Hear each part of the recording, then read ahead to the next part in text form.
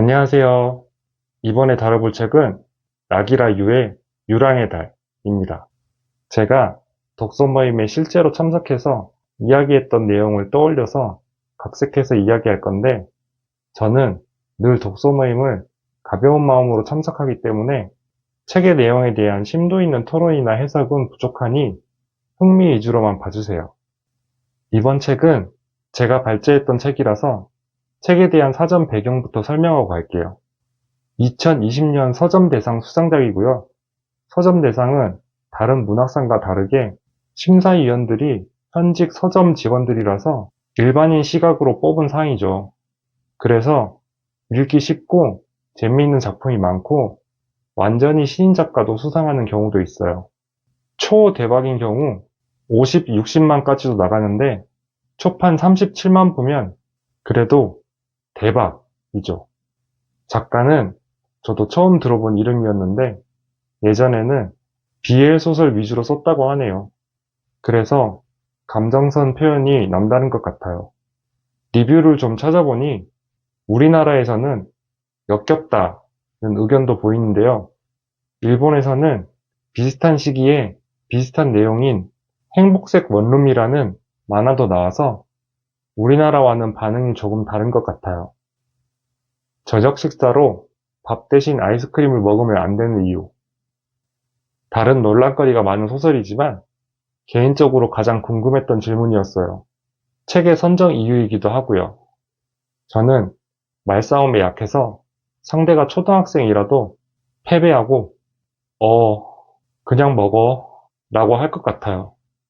그런데 이상하게 아이스크림은 저녁으로 안 될 것 같은 죄책감이 있어요. 그런데 정말 안 먹는 애들은 부모가 그래, 아이스크림이라도 먹어라 하는 수준의 애들도 있더라고요. 잘 먹는 애들은 생각부터 다르죠. 인터넷에서 봤는데 친구가 소풍을 가면 꼭 김밥을 남겼대요. 그리고 집에 돌아가는 길에 떡볶이 집에서 남은 김밥에 떡볶이를 부어달라고 해서 먹었다며 자기는 친구가 천재라고 생각했대요. 먹자랄은 법법 자체가 다르구나.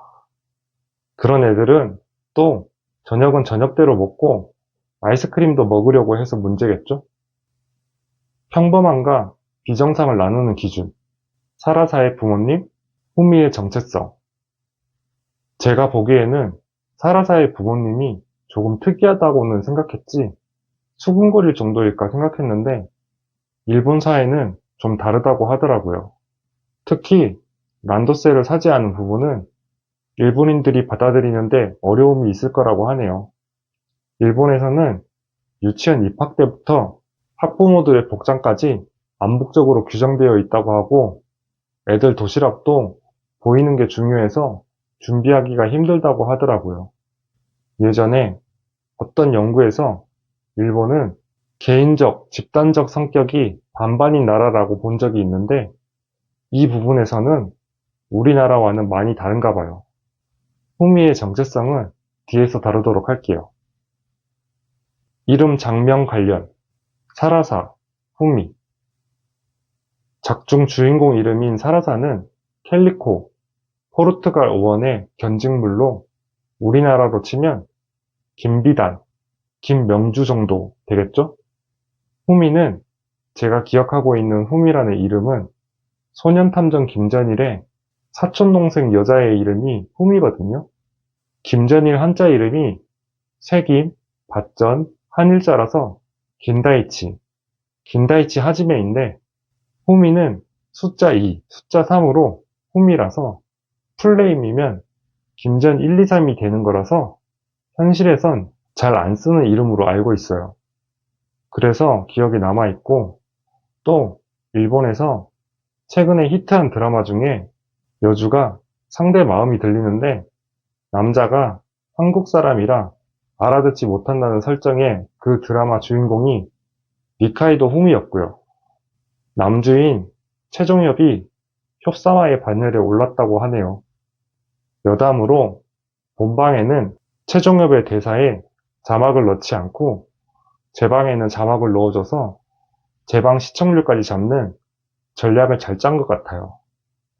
그래서 후미는 저한테 여성적 이름이란 이미지가 강한데 이게 작가의 의도라면 후미의 신체적 특성과도 연결시킨 장치가 아니었을까요?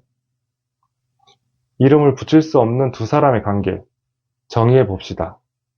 이름을 붙이는 순간 관계의 본질은 왜곡되는가? 아니면 명확해지는가?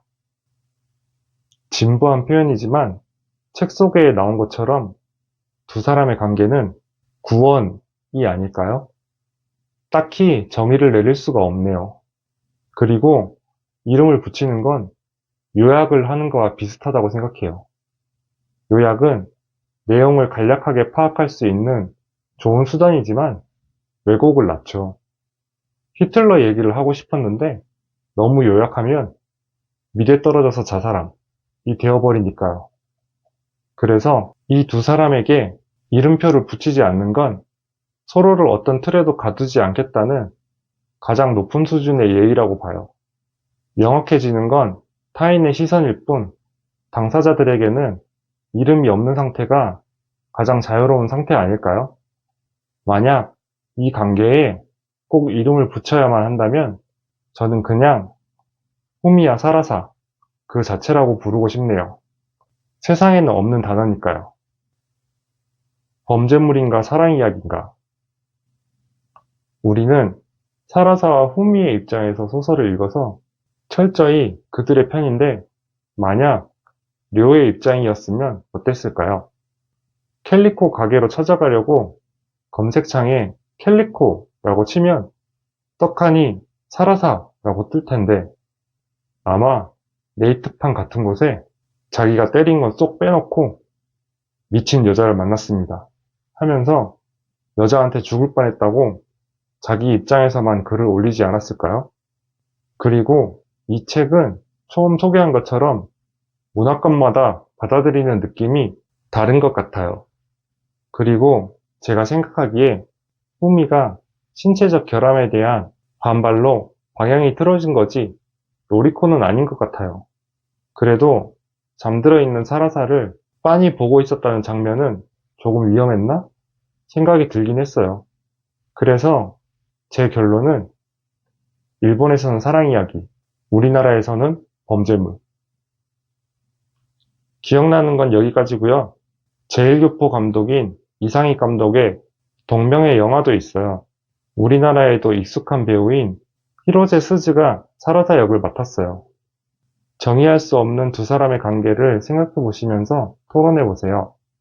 좋은 독서 모임 시간 가지세요. 안녕!